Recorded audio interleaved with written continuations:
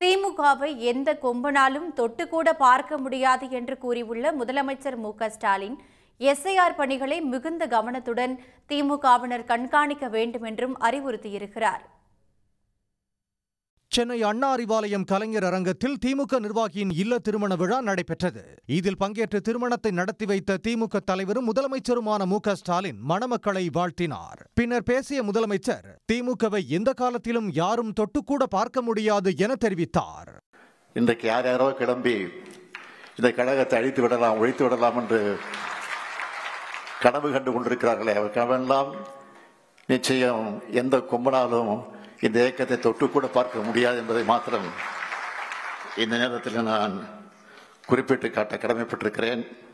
தொடர்ந்து பேசிய முதலமைச்சர் மு.க.ஸ்டாலின் வாக்காளர் சிறப்பு தீவிர திருத்த பணிகளை திமுகவினர் உன்னிப்பாக கண்காணிக்க வேண்டும் என்று அறிவுறுத்தினார். சட்ட போராட்டம் ஒரு பக்கம் என்று சொன்னாலும் வாக்காளர் பற்றி திருத்தப்படக்கூடிய பணிகள் ஒரு பக்கம் நடந்து கொண்டிருக்கிறது. அதை கண்காணிக்க வேண்டிய மிகப்பெரிய பொறுப்பு நமக்கு இருக்கிறது. எனவே இன்றைய நிலையில மிக மிக அவசியமான ஒன்று என்பதை நீங்க மறந்துடக்கூடாது. அதற்காக கூட வருகிற 11ஆம் தேதி மாவட்ட தலைநகரங்களில் நம்முடைய மதச்சார்பற்ற முற்போக்கு கூட்டணியின் சார்பில் ஆர்ப்பாட்டத்தை நாம் நடத்த இருக்கிறோம் என்ற செய்தி கூட இன்றைக்கு நீங்க பார்த்திருப்பீர்கள். எனவே அந்த ஆர்ப்பாட்டத்தில் பங்கேற்று நாம் நம்முடைய உணர்வை வெளிப்படுத்த இருக்கிறோம்.